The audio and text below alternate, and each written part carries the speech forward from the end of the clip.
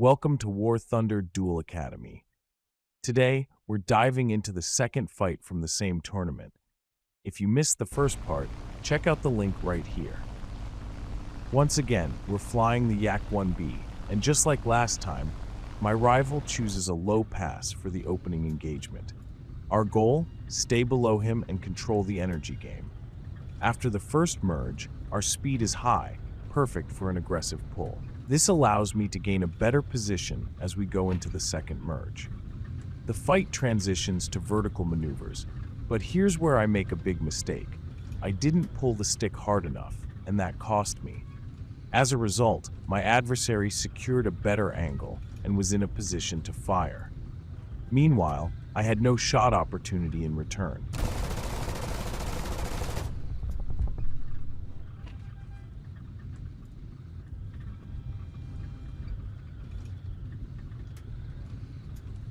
I couldn't regain my position in time, and as a consequence, I took a few unwanted holes in my right wing.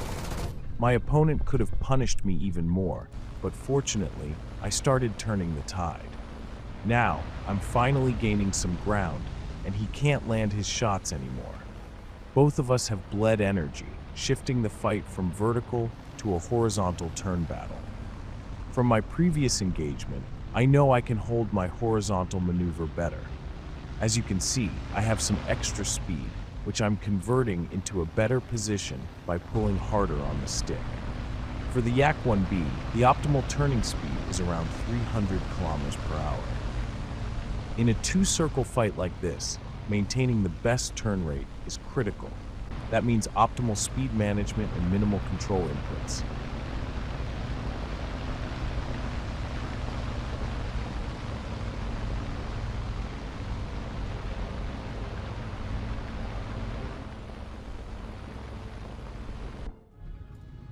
My competitor starts doing yo-yo maneuvers, moving up and down to reset the fight. However, he makes a mistake. His speed is too low at the top of the yo-yo, dropping below 250 kilometers per hour, which kills his turn rate. This mistake helps me gain a better position.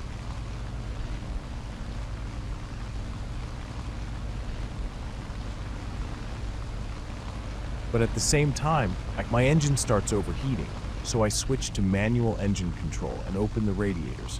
30% is enough for the Yak 1B.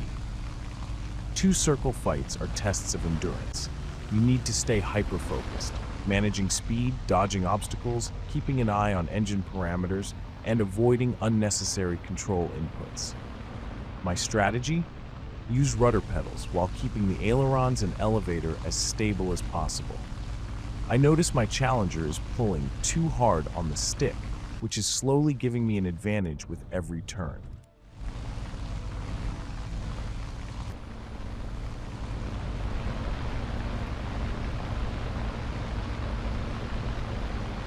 Here comes another yo-yo maneuver from my rival. I mirror his moves, but keep my plane below his to stay in the optimal turn rate zone.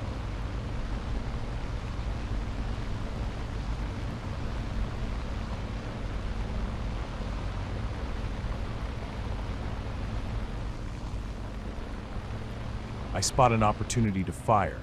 I pull the nose up, but the distance and angle aren't perfect yet.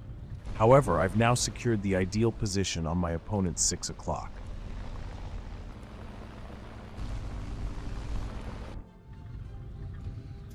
Finally, I manage to cut the angle and fire my guns.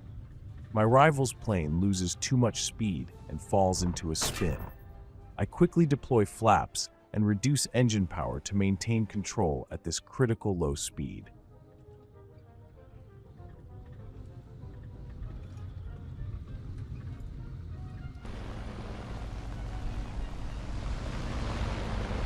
But he recovers the plane just in time and dodges my second attack using a minimum silhouette technique.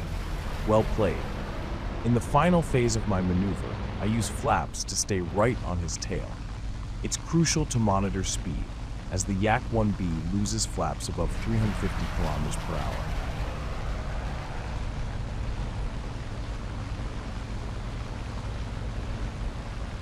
I truly enjoyed this fight and have huge respect for my adversary.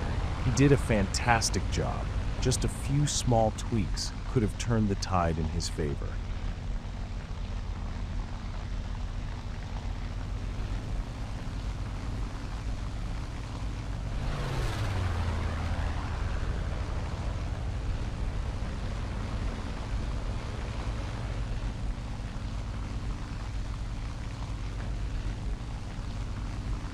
But this time, I had the upper hand and sealed the duel with a burst from my 20mm cannon. As you can see in dogfighting, pulling the stick just right is everything. I made the first mistake, my opponent made the second, and that's all it took to change the outcome. Want more high-level breakdowns from future tournaments? Subscribe, leave a like, and stay tuned for the next battle.